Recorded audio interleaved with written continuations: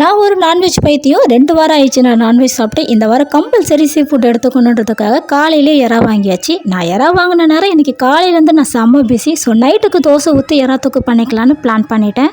தாராளமாக 2 ஸ்பூன் எண்ணெய் விட்டுக்கோங்க, 1/4 ஸ்பூன் சோம்பு சேர்த்துக்கோங்க, அது கூட 2 லவங்கம், ஒரு சின்ன துண்டு பட்டை, 2 ஏலக்காய் சேர்த்துக்கோங்க, ஒரு பெரிய வெங்காயம், ஒரு பச்சை மிளகாய் சேர்த்து நல்லா வதக்கிக்கோங்க.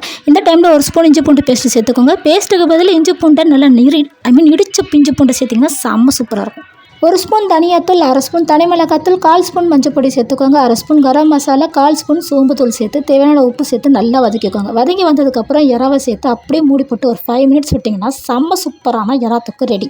ஃபைனலாக நாம் போடுற கருவேப்பிலை கொத்தமல்லியை போட்டுட்டு ஒரு தோசை சுட்டு அது மேலே போட்டு கொஞ்சமாக வெங்காயம் வச்சு சாப்பிட்டு பாருங்கள். சும்மா நாக்கு எச்சி ஊறும். சைட் டிஷ்ஷே தேவையில்லை. ஒரு தோசை சாப்பிட்டாலும் வயிறு செம்ம ஃபீலிங்காக இருக்கும்.